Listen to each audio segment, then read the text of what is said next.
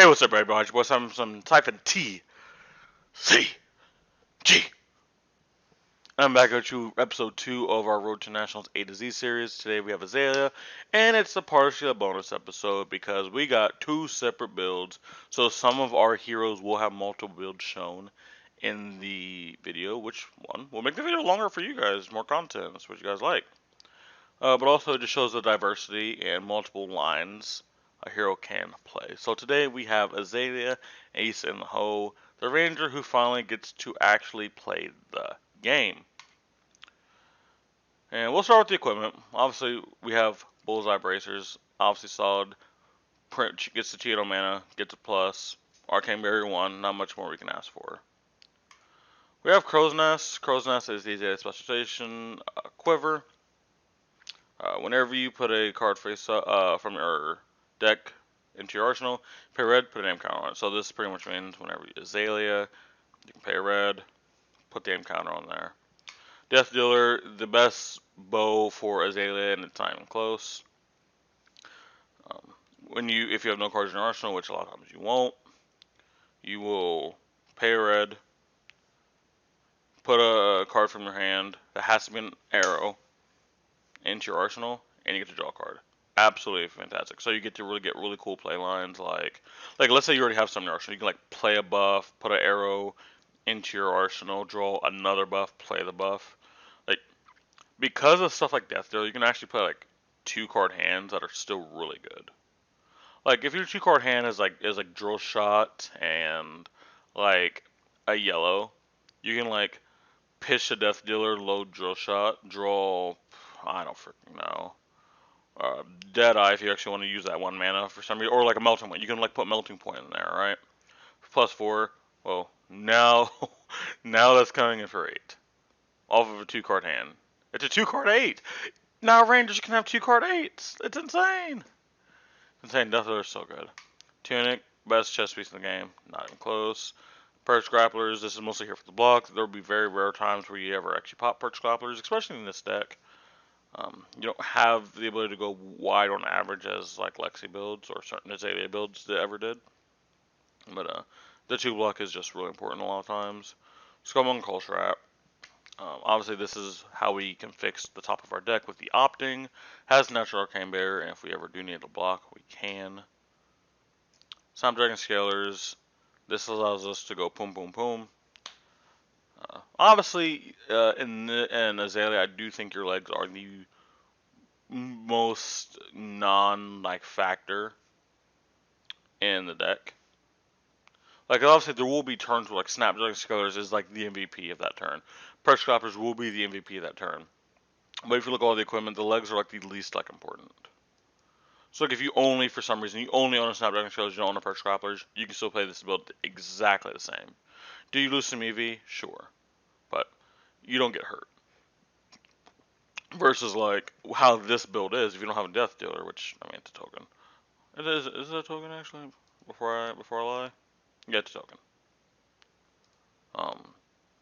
If you don't have Death Dealer, the build does get worse. If you don't have Crow's Nest, the build does get worse. If you don't have Bullseye Bracers, Skull Rock, the build does get worse. Still playable, but worse. Make sense? Okay.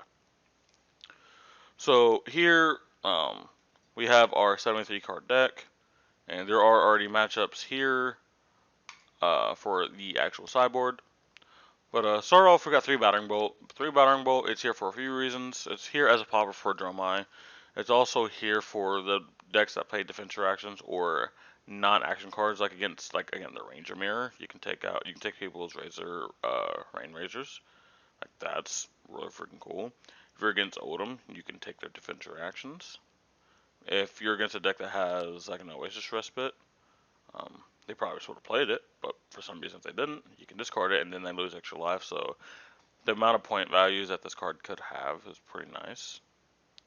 It is actually an on-rate arrow, even though this arrow is more clunky, obviously, than not.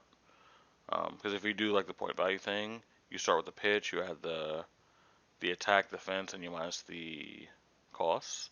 So we go from 1 to 7 to 10 to 8, so it's actually on rate. As like on averagely terrible this arrow kind of is. It's just the fact that the cost isn't amazing. for going wide turns, but in Azalea we're not going super wide. Something like this is not as bad.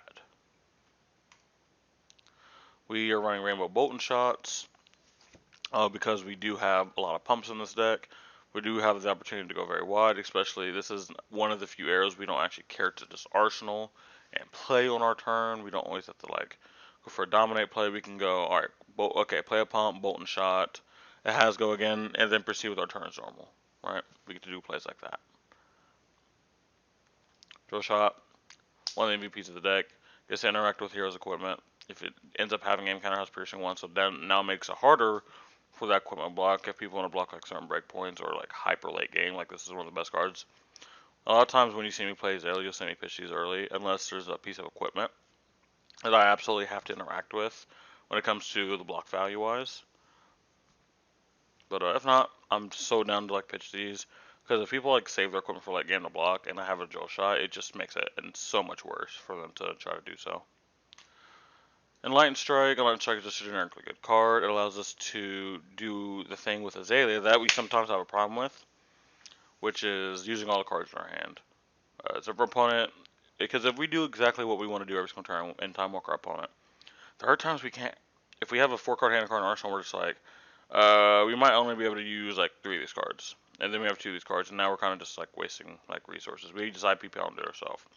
But that's where a Lightning Strike comes in, allows us to go wider, allows us to go taller, and sometimes allows us to get the card in our arsenal if we want to be able to fix the top card with like Skullbound Crawl Trap and then Azalea into something. Like Lightning Strike is just the most diverse card in Flesh and Blood, and it's pretty good. Red Infecting Shot. We have Red Infecting Shot here just because on rate it is probably the most powerful on rate arrow.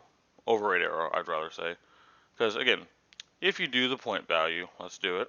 1, 6, 9, 8. You're like, cool. Well, it's on rate, right? Then if it has an aim counter, then it's 9. Then if it hits, it's 11. So you have an 11-point arrow here. 11 points. And the reason why like I didn't talk about that with like Battering Bolt, okay. What's the likelihood that Battering Bolt ever becomes an 11-point value arrow? You're going to need them to lose 3 cards from their hand that way. 3 cards. For it to be an on-rate arrow. Overrate arrow to the point where Infecting Shot is. 11 points of value, guys. 11 points. That is just nuts. And that's before any buffs, right? It's not factoring in if it's been dominated. That is just what is this card doing? 11 points of value. Insane. Next, we have our 3 laces. We have Lace with Blood Rot, Lace with Frailty, Lace with Inertia. You're only allowed to play the extended art that you should have got from the armory. So if you don't have these, you're just not allowed to play the deck. we have Melting Point. Melting Point being one of the unique cards because one, it's a pump that blocks 3. It's a +4 instead of a +3. And now, if it has an aim counter, you can destroy one-handed weapon on base 1. So you know those Kadachis? You know, you can go, you can, you can Thanos those Kadachis, you can Thanos those Spire's Bites. They're really freaking good, guys. It's like a really good freaking card. It's insane. 3 Premeditate, like, this card has just been an absolute slam dunk. We thought this was just Plunder Run at home, which it is, but even still, we found out even this card is just, like, gross. This card is still just, like, gross. Like, we need to talk about this. We need to have conversations about this, dude. This is... I mean, hey, I might need to just buy a proof right now. Like, hey, why don't we just go ahead and get in here and, wait, there's not one here. I think I got lied to. I got lied to. Oh, okay, cool, I got lied to. Neat. But yeah. Premeditate, absolutely amazing. It is a new card, so if people don't know what it does. The next time an attack action card you control hits, create a Ponder token. So let's talk about that there. So what Plunder Run was, it was you just drew a card. So this is just a Ponder token, so you don't get to use the card immediately. That sucks. But that is still a free card you get. So a lot of times it's just a free arsenal, which is really good in Ranger. It's really good. And then the next attack action card you play from Arsenal gets +3. Well, you know that deck that primarily plays from its Arsenal because you know that's how bows work and that's how arrows work? Well, hey, there's a +3 for 0. Looking pretty nice. Ravenous Travel. Kind of like in Lightning Strike, this is where this allows us to use all the cards in our hand at an efficient rate if we're unable to. But also this also goes wider. If we go Ravenous Rabble into like an actual attack, like obviously this doesn't have an on hit, so if we really want something to get through, this is likely to get through. Then we can come with an actual air to ship cards in their hand. Then they end up taking 3 to 4 damage for absolutely free. Another secret thing that this does is when we Ravenous Rabble, we reveal the top card of our deck. Cool. Now we know what arrow we have if it's an arrow, and we can Azalea into it. If it's not an arrow, cool. We don't have to blind, quote unquote, blind Azalea. We don't have to do that. We just get perfect information. Read the Glide Path. This is just a +3 and an opt one, which again, opting and knowing the top card of your deck and manipulating the top dark of your deck is really important with Azalea. Running the Ledger, the big boogeyman of Azalea. This is the card that whenever people say Azalea, this is the first card they always think of is this card. This says, if Red in the Ledger hits a hero, they cannot play or activate more than one action during their turn. And what people don't realize about this card is for the longest time, when I was starting off with Kano, mostly because I didn't really just read the card. I just like knew what the card did, if that makes sense. I was like, well, cool, they Red and Ledger me, I'm just going to activate Kano and like play things else. No. You cannot activate an action. It didn't say you only have one action point on your turn. You can only activate one action. Whatever that action is done.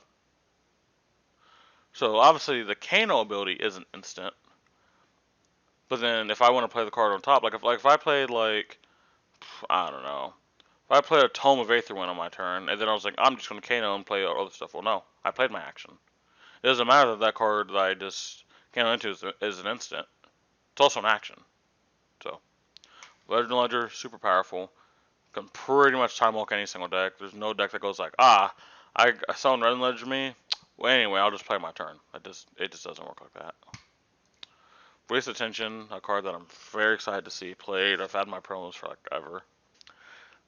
Release Attention is just +3. Defense directions cannot be played from Arsenal this chain link, which is a lot of times what people do. Because you're a dominate deck, people will just park defense directions in Arsenal. Now you're just like, nice sink below. Be ashamed if it stayed in there. Remorseless, kind of similar to Release Attention, to Release Attention on the arrow. But it must be put into your Arsenal face up. But it does read again. Defense directions cannot be played from Arsenal during Remorseless chain link. If Remorseless hits a hero until the end of the next turn, whenever they play an action card, they lose a life. So now, this technically has no form of disruption. There's nothing that says you cannot play the game. But now you're like, okay, you want a Fi. Hey, Briar, you want to play like 4 things in your turn? Take 4. So now you have the interesting thing where this reads 5, but this can read upwards of like 7, 9, sometimes 10, depending on what deck you're playing against.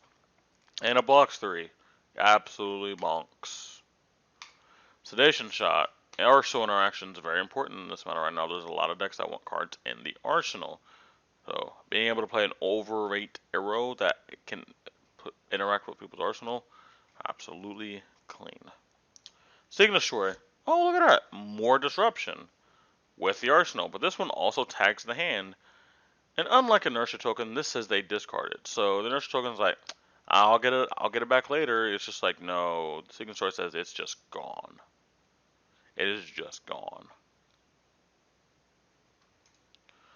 Next, we do have one Boulder Trap. This is like really good into things like the Oldham matchup. Because what you can do is when they swing Titan's Fist at you, you can Boulder Trap them because the attack they're doing with Titan's Fist is going to be 4 instead of 3. You can put a -1 counter on their Rampart if they're playing it, and now they're going to be very sad. Retweet to make an Oldham player sad. Codex of Frailty. I'm going to go ahead and skip to the next card because we already know. I don't want to get into a conversation about this card because people are just going to raise their pitchforks. Because people know my opinion on the card if they watch like some of my live streams, and I just don't want this comment section to be flooded with, "Oh, Chafin, you clearly didn't read the card." Like, alright, bro. Deadeye. Deadeye. A really unique card because we don't get to see a lot of hand interaction in this game, and I think hand interaction is like really cool. This is another +3. This one does cost 1 though, but if this has an encounter and it hits a hero, you can look at their hand. Already powerful. You get to look at their hand, and then you choose a card, and it gets Thanos. It goes bye bye. It goes to the discard. Hand interaction is super powerful, like I said. Rain Razors is just upping our density of pumps, and this is one where this is a post pump. Post pumps are harder to play around than pre pumps. And what I mean by pre pumps, post pumps, I mean this is a pre pump. So this is your next one gets. You're gonna play this before you attack. You're gonna play this one usually after you attack. But this obviously has really good synergies with things like Rain Razors. If you're like on Snapdragon Scalers, being able to do something, Snapdragon Scalers and like Rain Razors, pump that, send another arrow. Really cool. Knock the Decibel, this is our tutor that can put something on top of the deck for a free Azalea. Has reload as well, so you don't have to worry about having something already in your arsenal. This will get something in your arsenal for you. And then we have Blue Spire Sniping. This is a card that, does again, allows us to fix the top card of our deck so we can have better Azaleas. That's going to be the video. Hopefully you guys enjoyed this. If you guys want to know budget options, honest to God, I don't actually think there's a lot, weirdly enough. Unfortunately, Azalea cards have went up in price. If you want to, I would say if you want to actually budget this deck out more, I would just take out things like Enlightened Strike and just replace them with like maybe Yellow Rabbles. If you just want to fulfill the same kind of thing. It's hard to give up Tunic, but like maybe you can do like Blossom of Spring if you just really need the extra resource once. Call Strap is hard to really give up, but I don't got the answer for you there, to be honest. Battering Bow is just really for the high level version of the metagame. It's not really needed at the mid to low version, so if you want to change the server for something else, you obviously can. And then Codex of Frailty is, I am sorry, you don't replace Codex of Frailty, it's just a good card. It's been your boy Siphon from Siphon TCG. Make sure you guys like, subscribe, comment down below. Your feedback is always appreciated. I'll see you guys next time.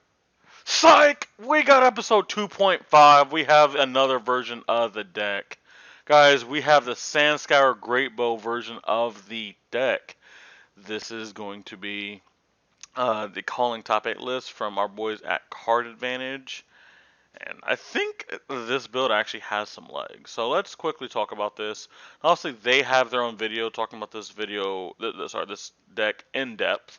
So I recommend you guys go to Card Advantage over there on YouTube and watch their breakdown of this deck. I can give you guys a very surface level one because I'll be honest, I am still not fully tuned with this deck and all of its play patterns. Even though I have done very well with the testing of this deck, I still do think I could improve a lot with this. But just to kind of go over everything very quickly, we're running a 51 card core, and you're going to bring in your next best 9 cards every single turn, or every single round, rather. We're running Tunic, Hornet Sting. Hornet Sting is an interesting card. I will have to talk about this card. This card is Hornet Sting. When Hornet Sting defends, reveal the top card of your deck. If it's an arrow, deal 1 damage to the attacking hero or ally. Really important to the draw matchup. Otherwise, put it on the bottom of your deck. So obviously, if you're arrow hungry and you need an arrow, this does allow you to put that non-arrow to the bottom of your deck. And if it's an arrow, cool. You deal 1 damage to attacking hero, and this actually allows you to block as a ranger. We're running New Horizons in this build because there are lots of turns where we can actually force a 6-card hand to have a very explosive turn. We take a lot more turns off in Azalea than we used to just to send a massive turn that will regain the tempo hopefully for the rest of the game. We're running Perch Grapplers into most heroes because we are going to be blocking a little bit more than we did on average. Quiver of Rustling Leaves. This allows us to reveal the top card of our deck. Every now we can put it into our arsenal face up, interact with our Great Bow. And it does break, but this is just a free look. And obviously, Sandscour Great Bow. This came out Dynasty, but been very underused until now. This says once per turn action, pay a red. Look at the top card of your library. If it's an arrow from your hand, put an arrow from your hand or the top of your deck. That's important. It can be from your hand or the top of the deck. It doesn't always have to be from the top of the deck. Face up into your arsenal. And it also reads whenever an arrow is put up face up in an arsenal from your deck, importantly, it has to be from the deck. put an aim counter on it. So this means if you Azalea into something, or if you Great Bow into something, you get the ever so precious aim counter. So some of the important things to talk about in this deck is certain pumps like Fletch the Red Tail. These are other 1-for-4s, kind of like Melting Point was. But these have the additional thing where it just makes it easier for you to attack. Because if the arrow has an aim counter, red cards, for example, if you're running the red Fletch with Red Tail, have -1 block. So now, if people want to have put like 2-3 block reds in front of it, well now instead of blocking for 6, you're blocking for 4. And that's a powerful thing that this card can do. It can really force those on hits because people just have neg value from attacking. You have things like Heat Seeker. Heat Seeker is one of the easiest ways to set up that 5 to 6 card hand. Just because if this hits, you get a card into your arsenal face up, which again, we'll get an aim counter from Skansgar Rate Bro. Next, we're running Memorial Ground. What Memorial Ground helps us do is constantly recur our cards, similar to how Coax of Frailty, but this actually allows us to importantly get our aim counters. Because what we can do is we can Memorial Ground something like a drill shot on top of our deck. We can either Azalea into if we want to dominate it, or if we want to Stun Scar Great Bolt it and put it into our arsenal face up, it gets the aim counter either way, but this is just more ways to be able to do stuff. I remember there was a time where I literally read in the ledger someone 5 out of 6 turns just because I was at I got all my Memorial Grounds like out of those turns, and I was just able to keep recurring the red in the ledger. You can just do really powerful things like that. Obviously, because the top of our deck matters a little bit more than the other version, we are running 6 Spire Slam instead of 3. Really powerful. And we're running Eye of Ophidia, again, just to fix the top of our deck. Going into the sideboard, we have things like Barbed Undertow. Barbed Undertow says, if it has a name counter, it gains when this hits a hero, choose red, yellow, or blue. Until the start of your next turn, they cannot pitch cards of the chosen color. So against Dromai, that you know that red line deck, you can name red, and what's like, huh, well, I can't pitch this red card, this red card, this red card, or this red card. Well, it looks like it's your turn. Uh, that's super powerful. A mobile action shot is just red in the ledger 5 and 6. It is not individually as powerful as red in the ledger because they can have a few workarounds, or they can't play more one non-attack action and one non-attack action. So certain heroes like Briar can like just get around it because they can play Nimblism into something else. Even if that card can help go again, they can still resist on you. But still, this does stop enough to where it does obviously get included into the deck. Murkmire Grapnel. I think this card has been underrated for a long time, and it's just needed the deck to make it work. And I think with Odom being in the meta, I think this card will finally get paid in more decks. What it reads is damage that will be dealt by Murkmire Grapnel cannot be prevented, so that Crown of Seeds Odom has is that Earth Wreck Odom has kind of just gets extremely clapped by this card. So now they actually have to play the game. And that's going to be it. Oh, actually, I do want to make a special shout out to Dreadbore. Dreadbore Azalea was a deck I tried to make work for the longest time to be Odom, and I just could not get the right list that did that, and I think this is the kind of list that can do that. Even though you don't have as the greatest synergy with aim counters, that's where things like Crow's Nest now comes in, and you play Crow's Nest. And Crow's Nest can get you there. Because if you're still dominating with... Because the thing is, the big thing about Dreadbore is this bottom part. And that doesn't have to be from top deck. This is just a static ability. So if you Azalea into something and Crow's Nest puts a name counter on it, that doesn't really affect this. Right? That doesn't affect this. If you load some of it, that doesn't affect that. This is always going to be a thing, no matter where the arrow is coming from and how the arrow got there. I think that is super, super clutch.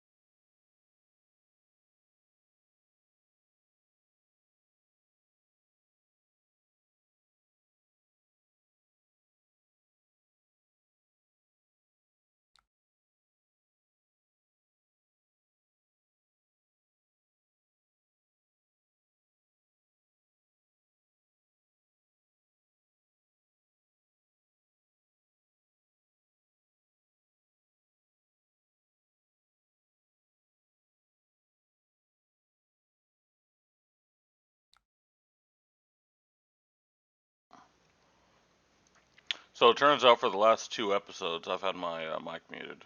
That's tough. That's real tough.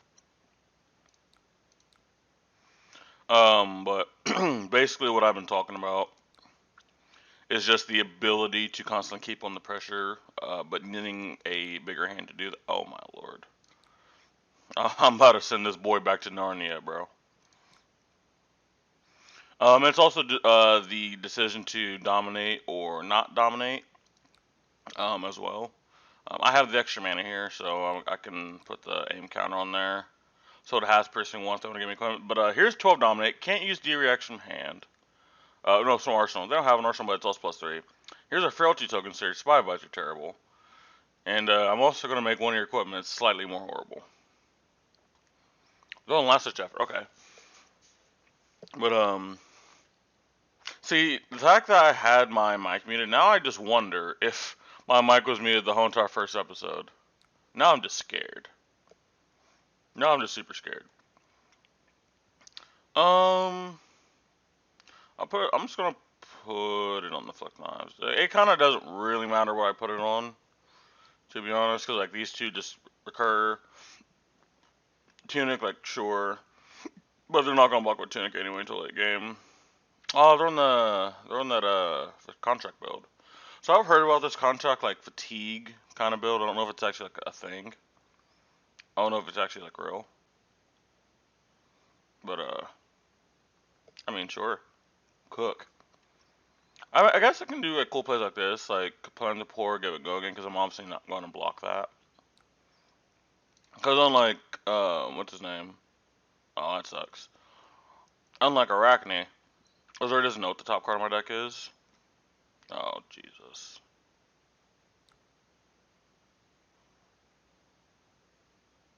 No, we send it.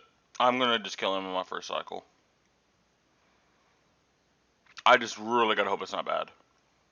That's all. I just really gotta hope it's not bad. Okay, it wasn't too bad. It wasn't too bad. I lost 2 arrows though. That is something to keep note of. 2 Bolton shots. But I am hopefully going to be impressed by this deck because at least on the surface level, I think this deck is slight poo. I think this deck is slight poo.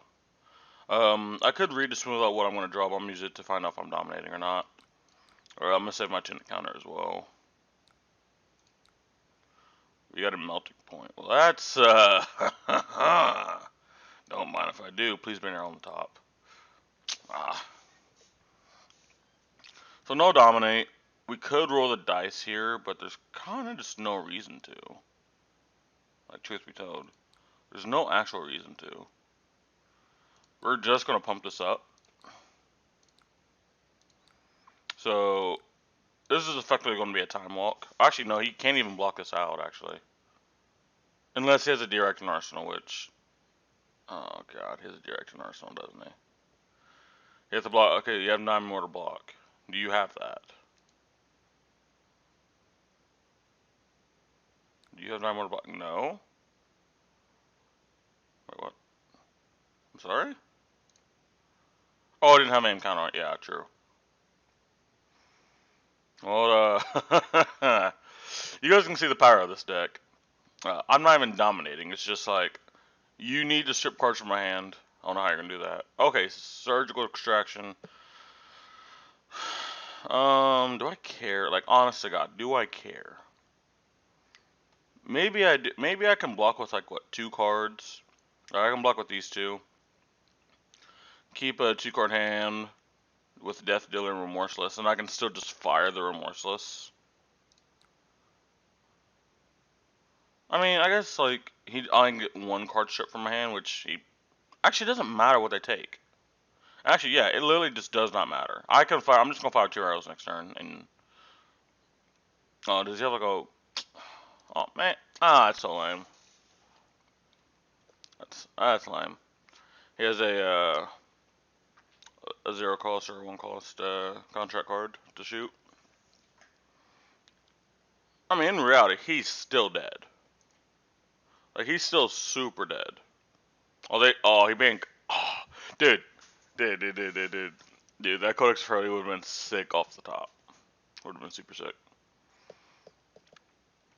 But depending on what goes to my turn, I'll show you guys what I'm gonna do. But what I'm thinking on the surface, right? There's a few different lines I have.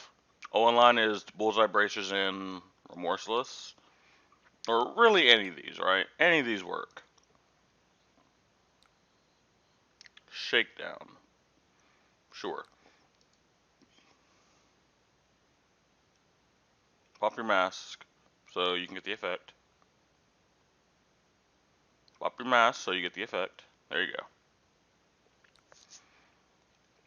Alright, let me see what takes there. But basically, I can load something with Bullseye Bracers, Tunic if it costs something like Remorseless or the Sedation Shot, give it go again.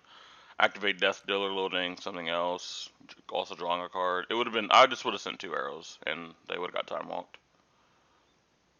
Okay, so what are we doing? What are we taking here? What do they choose? Okay, so they're taking one of the red, so they're probably just going to take Remorseless. Remorseless is definitely better than Drill Shot. Remorseless is 100% better than Drill Shot. Good. Correct. That is the correct play. By the way, take 4 for me. Thank you. Oh, I paid for one. Oh, I paid for one. Gross. Let's see here.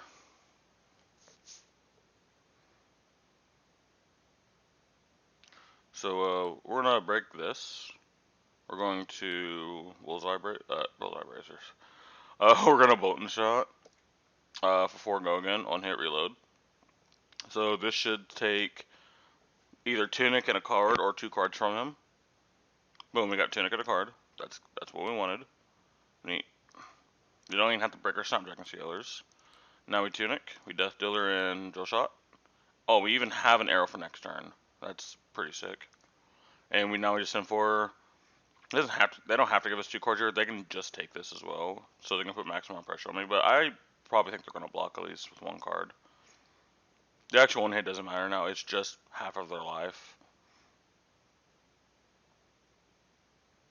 Okay, they'll give me like probably just a card. Yeah. Alright, boom. Go to 7. Super. That equipment is super unblockable now. Okay, so yeah, they're just dead with this hand. They're just dead. I have too many lines now. I have way too many lines. I actually want Azalea to not actually hit a buff. I'm sorry. I want Azalea to not hit an arrow. Because I just want to get the maximum pump. But if it does hit an arrow, obviously we can send it. Rain measures it, Snapdragon Scalers it, then just go on with our regular turn. We're gonna leave no witness here. Honestly, could not care less. Seems like a him problem. Actually, no, there's a girl, right? There's a girl. Seems like a her problem. Except we have multiple options. Multiple options. So we could pitch Rain Ragers, load Bolt and Shot, lace with Blood Rot, so at least has go again. Go would be coming in for what, 6? That gives 2 cards. Instead of I could just do Remorseless. I think Remorseless is just better here.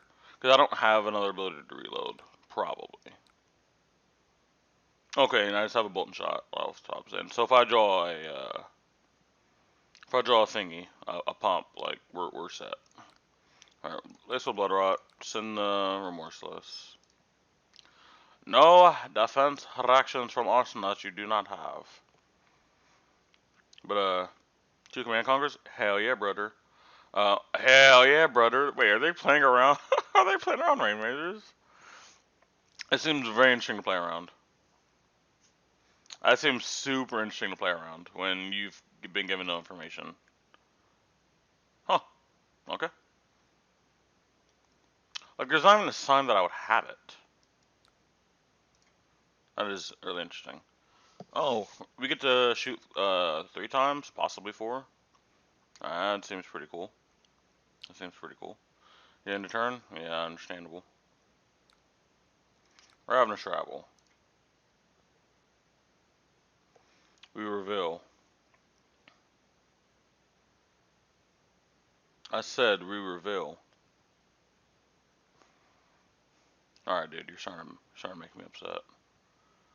Ravenous Rabble. We reveal. Remorseless. Oh, cool. We used to get dominate Remorseless. That seems fun. That seems really fun and interactive. Um, I think actually, do I value that more than attacking multiple times? Oh, after he blocks, I think probably yeah. Oh, oh, oh, oh, oh, oh. Okay. Boom. All right, let's think here. So Bolton Shot, it's going to be end up coming in for 6. It's going to come in for 6. If he gives me 2 cards, which here's the thing. Why didn't he? If he played around Morse's Rainer's last turn, he shouldn't play around this turn because he would assume that's probably the card in Arsenal. So then, like, this should hit. Well, no, he's going to give me 2 cards no matter what. Or no. He gave me Blacktail Whispers and a card. I Rain Ragers it. It'll hit for 2. I load in Lace with Frailty. I activate Azalea, put in Remorseless. Remorseless is going to come in for 5 Dominate. Versus, I Remorseless now for 5. Remorseless is going to come in for 8, 10 Dominate. He'll go to 1. He can't take a game action. Okay, nope. Yep, we figure out that is just better. That is just simply better, unfortunately. No, I don't want to put a name counter on it. I think I'm good. So let's go on a frailty token. So even if he wanted to actually have offense, he can't. I can't. Oh, that's so cute. I like it.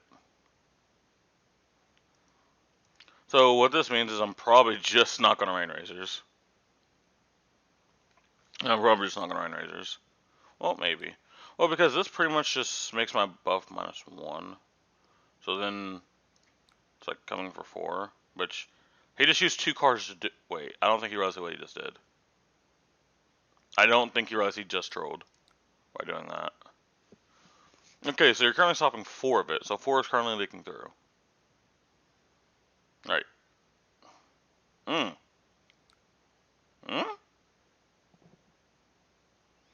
So you would take. What? How long has this card been in Arsenal? Do it. Actually, does he have a D-React?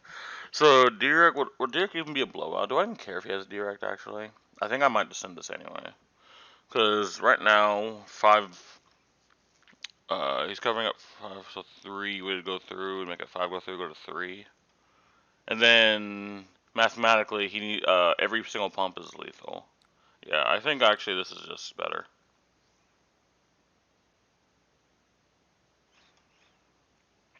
Because basically every time I have a pump, they're required to. Oh. Wait. Did he not? Wait. Huh?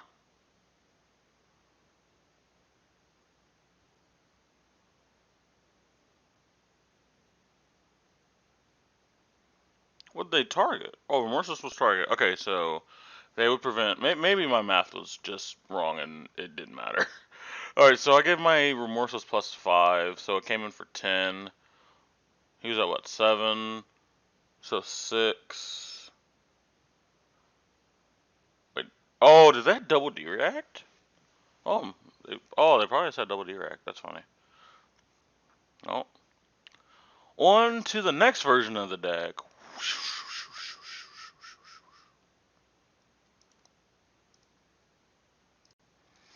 Alright, now we have the Sansar Great Bow Azalea match, and we have Lexi, and we won the Dyro and chose to put them first.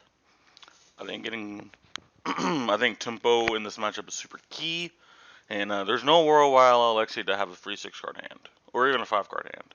Like, no world. Never gonna happen. Never gonna happen. So I do have a few interesting plays with my opening hand. One thing that I'm initially looking at is blocking with the Spire Sniping, and then putting it in my arsenal to get a free opt for my Sanskar Great Bow. I think that's a really cute play. And Sins and Lucero. They might have a buff. They might just have a buff. So I'm just gonna block 6. Because, like, honestly, I would not be against them just trying raising that just for the value. Oh, they gave it go again. Crap. Didn't look that. Fatigue shot. That's just fine. We'll probably just eat 1 here. Or we'll eat 2. Could give them a piece of equipment here. With a small oversight on my play, I didn't think they would send their full hand. Because they just let me, like, super filter. But they did end up doing that. So we do get a little punished for not paying fully attention. So you have to give up a piece of equipment. But overall, I think we are still just absolutely fine. We get rewarded by getting another Codex of Frailty. So we'll start off with the Codex. We will get Spire Sniping. We will then discard. We'll discard the. I don't discard Remorseless for a future Codex, to be honest. We'll do that for a future Codex, yeah. So now we are going to Sanskar Great Bow. We see a Read the Glide Path. So do we want to do anything Q? I would probably say not. I think honestly we're fine with just sitting the Spire Sniping here. Perhaps or not. So a play I could also do, because I do kind of want to see the range of this deck, like how easy can you dig yourself out of certain things. One play I was thinking about was putting in the read and then using Quiver. I do actually want to try that line out. Like I said, I do want to see the range of all the plays in this deck. Oh wow, we get like uber fucking wow. Wow. We just get absolutely like rewarded with like a really good card. So with the frailty and this coming in, this roll will require some blocks here. Ooh, he's on shock tremors. Interesting. That is very surprising. But they were running like normal arrows. I wonder if there's just something I'm not considering. Or maybe it was a mistake possible. It could have been a mistake. But because they had plenty of time to, what's it called? Do their deck, because I was actually late on doing mine. We get a Memorial Ground. And we have a pump in our hand. That's pretty good. Alright. So they're able to get out of this turn because Three of a Kind's a good card. That is unfortunate. They're going to get the end with an Icy Encounter, which we're probably not going to block, to be honest. So we're probably going to have to, like, maybe I don't want to say we're not going to block. It is going to be contextual.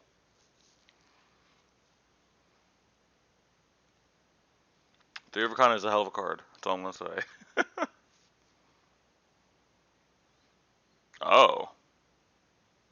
Did they just get no arrows? Oh, that's a channel like that. It's on arrow. We can easily play through 2 Frostbites. Like, actually, it's probably correct to block with this one card, actually. I don't think I'm actually going to get to use my whole entire, what's it called? I'm not going to get to use my whole entire hand. And that is just free.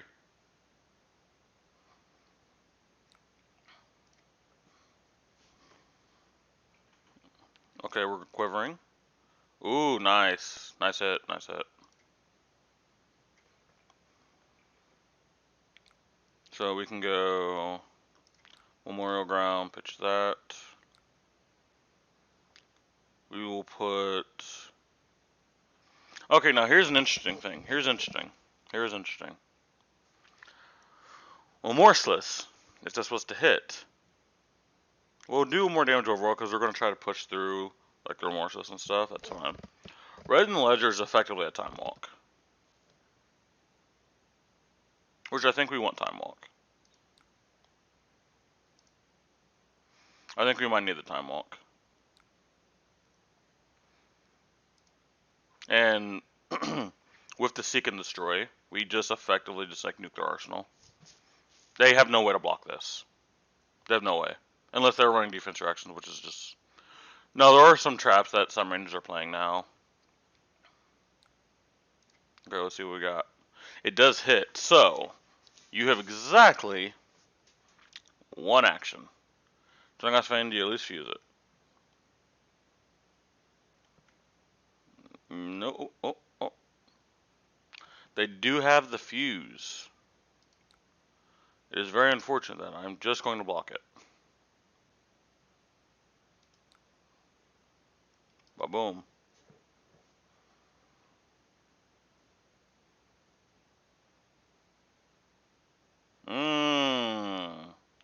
So they're on like an older build. They're just using shock charmers with their elemental arrows. Okay. I can get down with this. I can get down with that. Okay. Here's the very unfortunate thing about all that. As cool as that was, as much as you just impressed me, unfortunately, we're just going to do it again. So what I'm going to do here is I'm going to activate Senscar Great Bow. Actually, I don't need to have a tunic counter. Well, I'm going to have to use it anyway. Opponent, I am sorry. We don't want to put Legend Ledger. We want to put a Heat Seeker in there. Now we want to activate Azalea. Now we want Azalea to put in the Red Ledger, and now we're going to Redden Ledger. So, do you want to give me your New Horizon? Is now the question. You can play the game if you give me New Horizon, but if you don't give it to me, you're not playing the game. So, you gotta let me know what you're feeling right now. Okay, no, didn't feel like it. All right, understandable. This is what I'm gonna have to do almost every single turn for us to keep on the pressure. Oh, did we just get no? Oh no. Oh no. All right, so the top of our deck's going to be really kind to us right now. It's going to be really kind to us.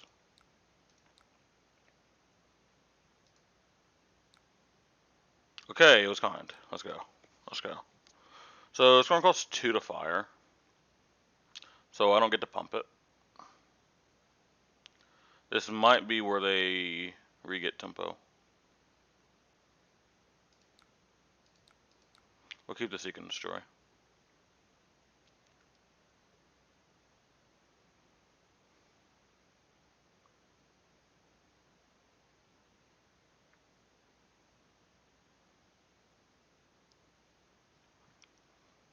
Now this is one that like, yeah, probably value-wise, if you're talking about overall point value over the turn, they should maybe block.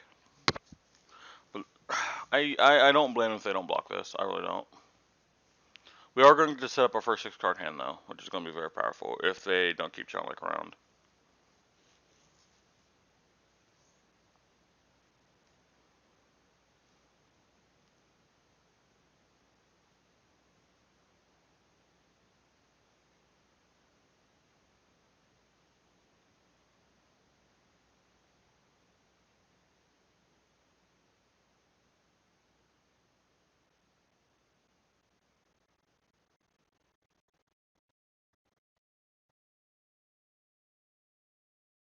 Alright, we're sticking on blocks.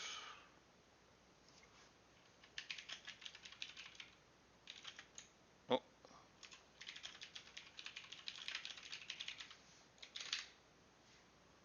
I don't know why this does this all the way. But yeah, on pure value, like again, it might just be correct to block. But depending on the context of your hand, like so on this turn cycle, I'm just sending 5. The average arrow I don't know what the average point value of an arrow is. Most of them are 5. So let's just knock it down to 4. So we get a 4 cost arrow or 4 power arrow in our arsenal. Okay, so then that's 9 points of like a physical value that we end up getting. But it's just banked for next turn. So where that value is kind of like It's kind of like snatching without go again. Like yeah, you get the card, you get something cool. But so what they saying is the value that I'm getting off Heatseeker is not as much as they get out of their hand, and or they just couldn't use all the cards in their hand, which is like this does happen a lot. If you just can't use all the cards in your hand, they're voltaring it, so they're probably not keeping Chalic around. So they give this +1, so it's gonna be 4. So right now they're swinging for 8. They're actually going to get the life lead here because I do not plan on blocking. To be honest, I do not plan on it.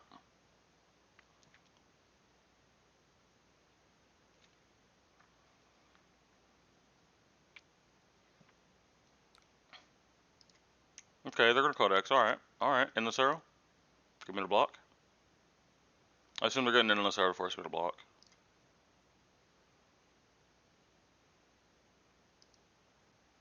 Or do they have flowing mana? They don't. Yeah, it should. Oh, it could. I guess it could be drill shot, but like, no, not really. Ah, okay. So this one swing again. That makes sense. Okay.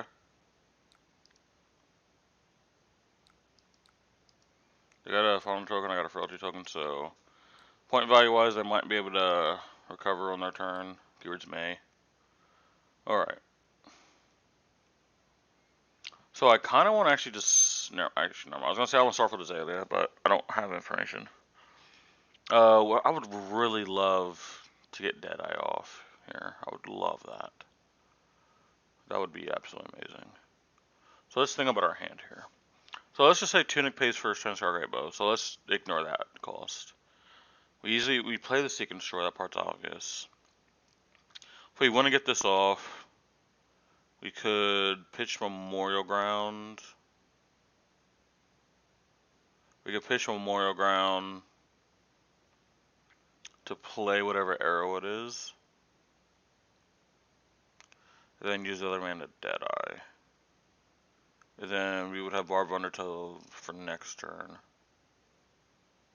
And that means Read the Graph Path is just a free look. Okay. We see Remorseless. That is actually very interesting. So that's what we're going to be doing this into. Okay. So we're going to Seek and Destroy. Can I save Tunic? Hold on. Sunscar Great Bow, put in Remorseless, Deadeye, Fish. No. If I want to keep a card now, we'll Tunic. We will Sunscar Great Bow. But we'll put Remorseless in. It has a name counter. Pitch that. Deadeye. I would have absolutely loved to dominate this, by the way. That would have been absolutely sick if I could have, but fortunately, that's not the world we live in. There was a world where I could have blind Azalea there, but that's just kind of trolling. I think sending 12 with one-hit effects is a little better than 12. Than blind Azaleaing into something that could have dominate.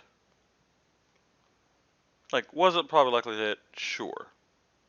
Like, ratio-wise, sure. But I think we just take this consistent play that we already know. We already know what this turn is. The frailty token is unfortunate here because if they just have 4 3 blocks, they get to cover this up. Which, realistically, time walks them anyway, because that's what this turn is aimed to do, is time walk them. But just leaking over the damage would have been nice. Are they giving me the hand?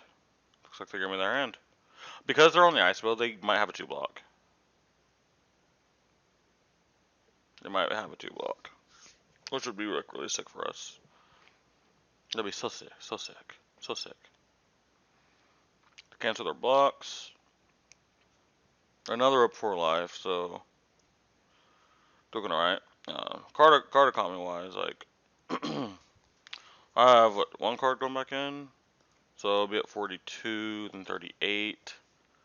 So we're somewhat even in deck size. They would deck out first if it went to fatigue. It's probably not going to fatigue, but if it was. I am curious on what the contents of their hand is. The fact that this is where they're pausing. Oh, they had the 2 block. Rip.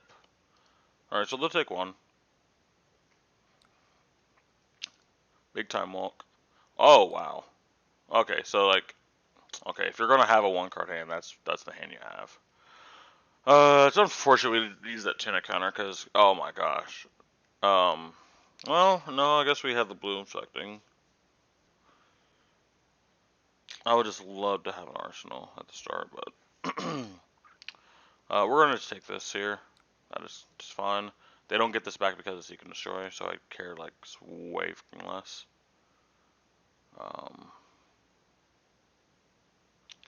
So we can start off. I'll activate Sanskar Great Bow. If I can just dominate something, I will.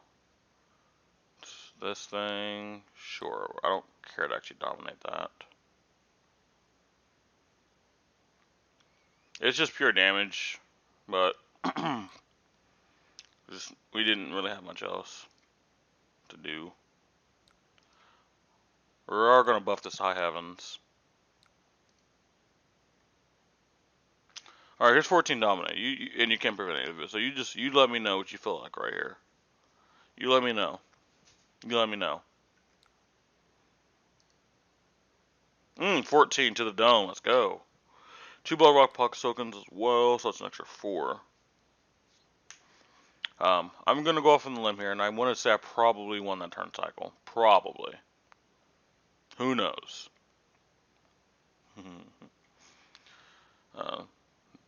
Okay, they have the ice card, so they're gonna be able to strip cards from us. Honestly, I mean I have a life total cushion, but it might be true to like not block here like at all. I could aim to send a 2-card hand so you can destroy and like bolt and shot. It's still 5 with an on hit. I do have this doing a little bit of extra damage, so like I don't need to do as much on my turn.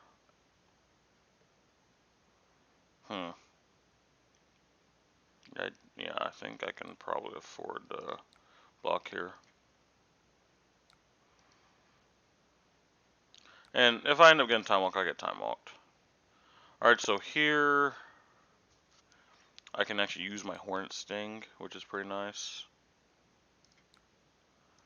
Hopefully it's 1 damage. Dang. It was an Ivaphidia. No, Ivaphidia would have been so good. Ivaphidia would have been so good next turn. So good. Alright. 2 Blood Rock Pokemon tokens will pop. They pay for it. They do not. Neat. Is there EV?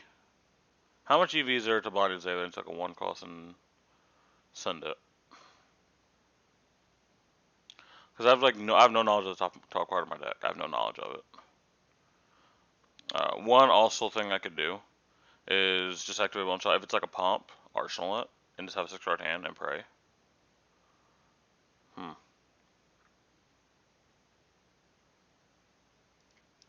We'll do it. We'll go for it. Okay, okay. So this will come in for 4.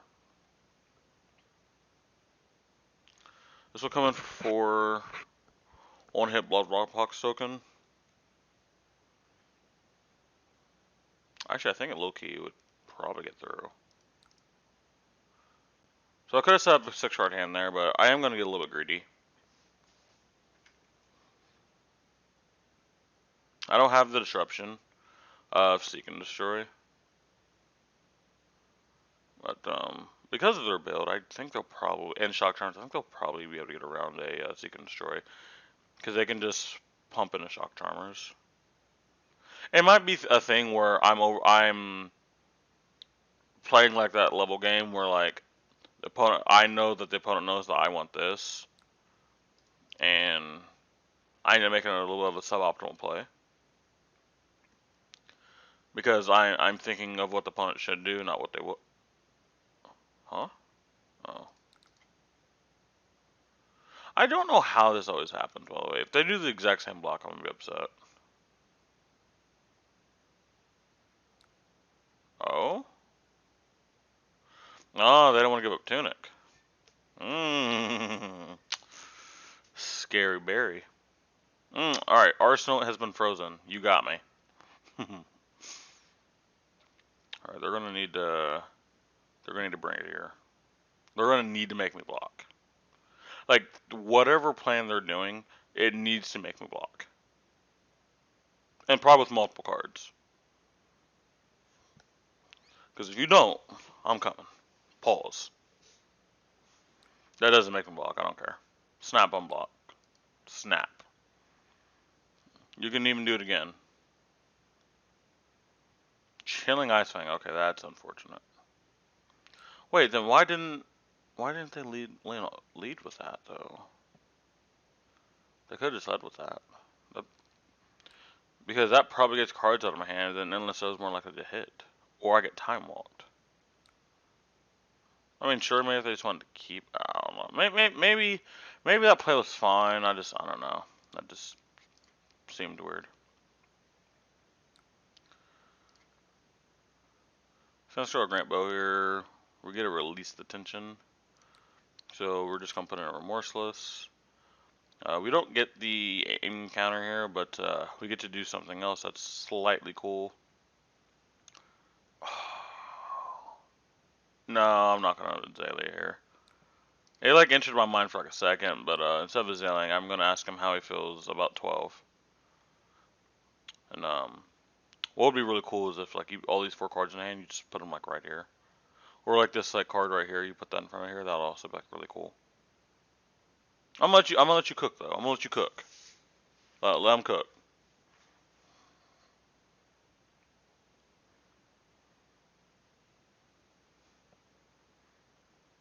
It's not an easy decision for the opponent though. I'm not gonna lie to you. This is effectively lethal. Not effectively, it just is. Right here, they would take 6, go to 4. They at least get to have a turn. But because Remorseless, they're just going to be burning themselves. And unfortunately for them, they have to make me block, which they probably can't. Well, they're on last, but they can probably make me block. Drill Shot does not make me block. I'm going to be honest. I'm going to save Tunic, then I'll put the counter on Tunic for a, what? Oh, they're just trying to pump it up to as big as they can, I guess. Okay, honestly, that's sure. And then it's an Endless Arrow? Yeah. You can have it back. Do not care. Could not care less. Alright, so, hi. Hi, I'm Isaac. I'm gonna play this Release the Tension. Alright, you following me so far? Okay. Alright, we're gonna play the Sandskar Great Bow, and I'm gonna pray. Alright, Red and Ledger goes to my arsenal. Okay, well, unfortunately, that's not where it ends. I'm also gonna play this Scholastic Frailty. I'm just gonna show you that I slightly have the nuts. Actually, how does Azalea read? Put a card. Yeah. And I am whispering here just because I don't want my opponent to hear me. So I'm going to put Remorseless in because I know some builds of Lexi do have thingies. And I'm also kind of trolling. But you can't stop me. Multiple people have tried to get me to stop trolling. But you can't. I am the ultimate troll. Now, we feast. And we get to keep this in case they somehow, like, don't die. But yeah, so what this play did, it allowed me to either have a dominated arrow, or get to have a 5-card hand. 6-card hand, I'm sorry. 6-card hand. In the event that he does not die there. I am assuming they're super dead. They do have an endless arrow and arsenal, so if they block out and this endless arrow me, like, I, I do get close to dying here. Like, the game will end up looking close at the end, but the game honestly was not close. You can ask your opponent, the game was not close. The live totals will lie here.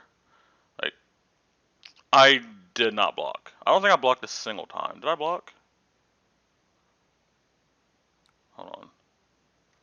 This is me, right? I blocked? When did I block? Oh, I blocked all. Okay, I blocked on turn one, blocked with one card, blocked with one card. Okay, so outside turns, I only blocked a total of 3 total turns. Okay, boom. So yeah, that's why the game like that. Because if we then switch to player stats, like you can see, there was a lot of blocking here, a lot of blocking. So yeah, yeah, the build's pretty sweet. Build's very, very sweet, man.